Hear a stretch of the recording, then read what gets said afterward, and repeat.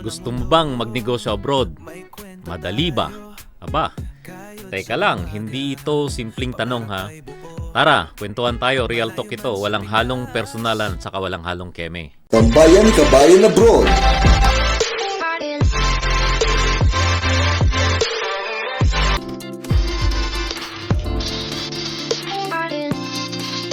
Dito, rapid visit tayo sa pag-angat. Akala ng iba, pag nasa abroad ka na, instant success ka na. Boom! Dollar agad. Pero nagkakamali ka, kabayan. Akala mo lang yun. Pero kabayan, bago ko ituloy itong vlog ko, pakilala ko muna ang aking sarili para naman magkaroon ka ng idea kung sino ako. Oh, come on, man. Ako nga pala ang inyong kabayan dito sa Edmonton, Alberta, Canada. Meron na akong 12 years na karanasan sa pagninegosyo dito sa abroad mula pa noong 2013. Pero take note, kabayan, hindi pa rin ako mayaman. Pero dito sa mga vlog ko ay matututo ka at makakapulot ka ng mga idea kung paano magsimula ng negosyo dito sa abroad. At para maiwasan mo na rin yung mga pagkakamali ko sa pag-uumpisa. At nang sa ganon, kabayan, ay mas mabilis kang mag-umpisa at magtagumpay sa pagninegosyo dito sa abroad.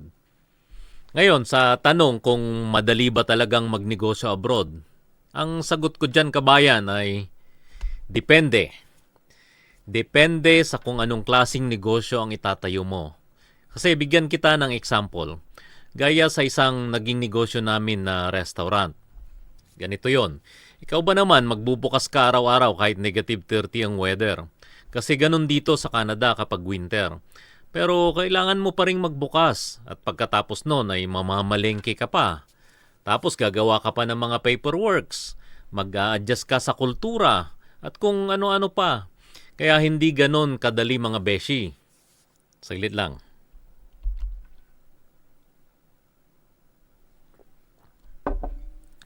Ganito kasi yon. Pagdating mo sa ibang bansa, parang bumalik ka sa level 1 ng buhay. Yung tipong bagong laro. Wala kang alam sa mapa, hindi mo pa kabisado yung control, yung talagang zero knowledge ka pa talaga sa lahat. Pero kahit ganon, bigla kang matitrigger yung pagka-business minded mo kapag may naririnig kang mga ganitong usapan habang namamalengke ka sa mga Filipino supermarket. Kagaya ng Seafood City dito sa Canada. Parang ganito lang yon. Uy, si Kumare may restaurant na sa Calgary. O kaya naman, uy, si Paring Ray, successful na sa Toronto. Pero bago sila umabot dyan, kabayan, grabe yung mga pinagdaanan nila. Kasi alam mo, danas din namin yan, as in. Lalo na nung nag-uumpisa kami ng negosyo, yung tipong ang dami mong iyak, pagod, at minsan tanong sa sarili na, bakit ko nga ba ito ginagawa? Pero don't get me wrong ha, kabayan. Posible siya. Ang dami nang nagpatunay niyan. Ang dami na rin nagtagumpay abroad. Meron dyan, may sariling beauty salon. Merong may food truck. Yung iba, merong sariling dental clinic. Meron nga akong kakilala na merong successful na restaurant. Nang specialty nila ay yung mga events. Yung mga events, lalo na sa mga dibu at sa mga sakalan. Kasalan pala. Pero tandaan ninyo, hindi yan overnight. Bago nila narating yung mga tagumpay na yan, grabe ang sakripisyong ginawa nila, kabayan. Kaya hindi basta-basta. Dahil alam mo, kailangan mo rin kasing pag-aralan yung sangkatutak na mga rules and regulations sa kung nasaan kang bansa. Dahil magkakaiba yung mga yan, kabayan. Dito nga sa Canada, every province ay magkakaiba rin. Tapos andyan pa na makisama ka sa kultura nila at magtiis. Minsan, nalulungkot ka dahil malayo ka sa pamilya mo. Dito kasi sa abroad, kabayan, hindi ka basta-basta magbenta lang ng lumpia dyan sa kanto na gaya ng sa Pinas. Kundi kailangan mo rin ng permit, ng licenses at marami pang iba. Lahat ng yan kailangan. Kaya kabayan, bago ka mag-impake ng maleta at magbenta ng adobo dito sa Canada or saan mang lupalop ng mundo ka pumunta, tanungin mo muna ang sarili mo. Ready ba akong magtiis? Ready ba akong magsimula ulit? Ready ba akong lumaban kahit may takot at duda? Yon yung mga tanong na kailangan mong pag-isipan. Dahil alam mo, kabayan, ang pagnenegosyo, Hindi yan laging glamorosa. Akala nila glamorous pag may business ka. Hindi. Minsan, puro pawis, luha at tanong kung tama pa ba ang ginagawa mo. Pero kung puso mo talaga ang magnegosyo abroad, go kabayan, lumaban ka. Pero kung naghanap ka lang ng easy money, nako po, wag na lang, baka magulat ka. Pero kabayan, huwag kang mag-alala. Ito naman ang 7 tips ko sa'yo para makapagsimula ka na ng negosyo abroad. Relax lang, ako nang bahala sa'yo. Ito na ang solusyon na hinahanap mo. Yung real talk ba, walang halong kemi nga, sabi nga nila. Para hindi mo na pagdaanan lahat ng mga hirap na dinanas namin. Pero hindi ko sinasabing wala ka nang dadaan ng hirap ha. For sure, meron pa rin. So ito na kabayan. Una, research. Research. Yun ang una sa lahat mga kabayan. Hindi pwede yung bara-bara lang. Alamin mo kung anong negosyo ang patok sa bansang pupuntahan mo. Kung sa Pilipinas, mabenta ang milk tea. Sa abroad ba, ganun din. Baka naman, mas bet pa nila yung kakanin ni Ate Hilda. O kaya naman yung ramen ni Kuya Errol. Research mo kung ano yung demand sa market. Yun yung una. Ngayon, ang pangalawa, number 2, alamin ang legal requirements. Huwag kang mag-shortcut. Bawat bansa may kanya-kanyang patakaran pagdating sa pagninegosyo kabayan. Alamin mo yung mga permits, licenses, at kung ano-ano pang mga kailangan. Kung hindi mo naman alam, magtanong ka. Pwede kang lumapit sa mga kababayan nating mga Pinoy. Maghanap ng Filipino community at doon ka magtanong. Pero kabayan, hanggat maaari, magtanong ka naman sa mga may business kabayan. Huwag yung mga kababayan nating magaling lang magsalita pero kahit isa ay wala pa namang natatry na business. Peace po, kabayan ha. Pero ang pinaka-best bet mo, kabayan, ay pumunta ka sa Business Permits and Licensing Office sa lugar kung nasaan ka para magtanong kung anong kailangan mo sa business na itatayo mo. At kung hindi mo mahanap yung licensing office, ay magtanong ka na lang kay paring Google. Hindi excuse ang hindi pag-research ha. Number 3, build your network. Build your network kabayan. Kahit nasa ibang bansa ka, huwag kang mahiya. Makipag-usap ka sa mga tao, lalo na sa mga kababayan nating Pinoy. Kasi una kabayan, sila rin yung unang magiging customers mo o kaya naman magiging supplier mo. Sila rin ang makakatulong sa'yo pag may kailangan kang local connections. Huwag pairalin kung sino ka sa Pinas or kung anong meron ka sa Pinas. Tandaan mo kabayan, pare-paras tayong estranghero sa mga bansang pinupuntahan natin. Huwag yung dahil sa boss ka sa Pilipinas, yun din ang feeling mo rito. Naku, wag na. Huwag yung akala mo kung sino ka pagdating mo rito. Hindi po. Number 4, start small, think big.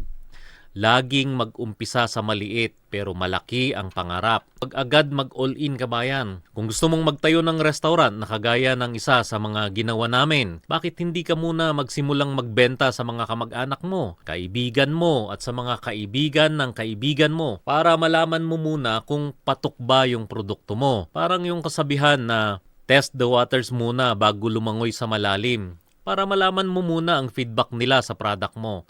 Marami nang nakapagpatunay nito nung panahon ng pandemic. Nag-try sila sa mga bahay nila at ngayon may mga pwesto na. Number 5 kabayan, adapt to the culture. Isa sa pinakaimportanting bagay ay ang pag-intindi sa kultura ng lugar kung nasaan ka. Iba-iba kasi ang kultura kabayan ng bawat bansa at kasama dito ang preferences ng mga tao pagdating sa products and services. Halimbawa, kung magbubukas ka ng Filipino restaurant, baka naman kailangan mong i-adjust ng kaunti ang lasa ng mga putahe para magustuhan din ng mga locals. Kasi kung nasa lugar ka na kunti lang ang Pinoy, ay kailangan mo ring magbenta sa ibang lahi. Pero kung marami namang Pinoy sa lugar mo at tingin mo ay gagana yung product mo na Pinoy lang ang customer mo, pwede na rin. Kaya namin, nag-umpisa kami sa lugar na kunti lang ang Pinoy. Kaya pumunta kami sa city. Pero nag-tweak pa rin kami ng lasa ng mga pagkain namin para ma-accommodate pa rin namin yung ibang lahi. Ganon yung ginawa namin nung umpisa. Number 6, financial preparation. Kailangan handa ka financially. Hindi sapat na may kapital ka lang. Dapat may buffer ka rin. Kung sakaling hindi agad kumita ang negosyo mo, at least meron ka pa ring buffer. Remember kabayan, sa simula, gastos muna bago kita. Kaya kailangan wise ka sa paggamit ng pera. Maraming nagkakamali dito kabayan, lalo na yung mga hindi marunong magkwenta or ng basic accounting. Yung tipong nakatingin lang sila sa benta or gross sales, akala nila ang laki ng benta nila. Yun pala, kapag binawas mo na lahat ng expenses, wala nang natira. Alaws, sabi nga nila, di ba? At last but not the least, yung number 7, learn and evolve. So number 7, huwag kang matakot mag-fail, kabayan. Normal lang yan dahil lahat ng successful na negosyanteng binasa ko at pinanood, ang biography ng buhay ay dumaan din sa pagkadapa. Pero ang importante, bumangon ka. I-adjust ang strategy mo kung kinakailangan. Kung hindi patok ang unang negosyo, baka naman kailangan lang ng konting tweak o kaya naman ay ibang approach, hanggang sa mahanap mo yung negosyo para sa'yo. Parang sa amin, kung hindi ako nagkakamali ay may 5 or 6 businesses na kaming nasubukan dito sa Canada. Hanggang sa makita namin yung negosyong patok sa amin at swak sa style ng pamumuhay namin. Alam mo, kabayan, hindi ko ito ginagawa para lang basta magbigay ng advice. Hindi ko sinasabi to para lang mag-viral o dahil uso. Ginagawa ko to dahil naniniwala ako na sa bawat Pilipinong nangingibang bansa ay nangangarap din ng mas magandang buhay para sa pamilya. At alam ko kung gaano kahirap ang mag-umpisa, lalo na yung malayo sa pamilya at minsan walang matakbuhan. Ginagawa ko to dahil gusto kong ipakita sa'yo na posible ang tagumpay, na kahit gaano kahirap ang sitwasyon mo ngayon, may pag-asa pa rin na ang kwento ng tagumpay ng iba, pwede ring maging kwento mo. Ang pinakamalaking kalaban mo lang naman dito, kabayan, ay yung boses sa otak mo na nagsasabing hindi ko kaya. Yung takot na baka mag-fail ka, na baka masayang lang ang ipon mo, na baka mapahiya ka sa sasabihin ng iba.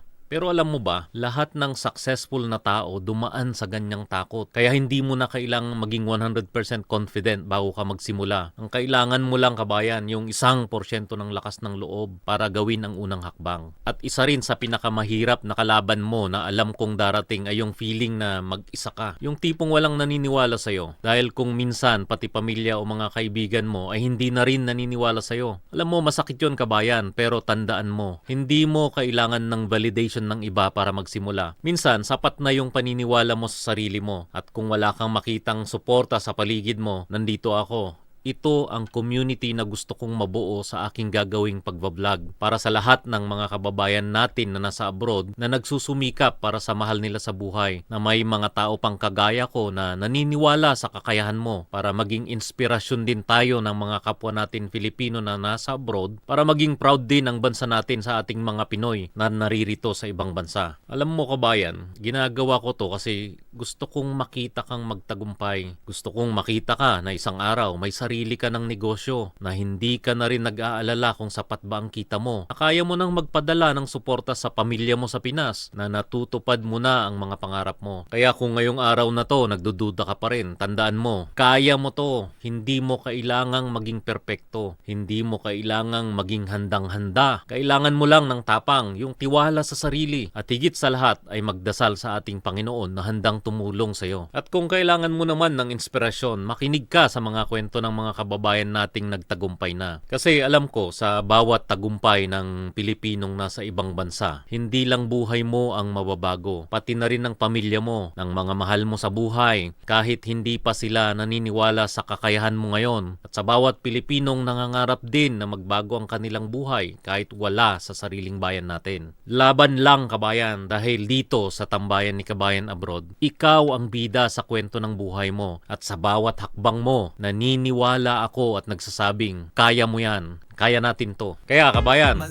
kung gusto mo pang makarinig ng mga advice, tips, inspirasyon at mga totoong kwento ng pagninegosyo abroad, huwag kalimutang mag-follow, mag-like at mag-subscribe. Sama-sama tayo sa laban na to, mga kabayan. Hanggang sa susunod na kwentuhan. Laban lang. Babush!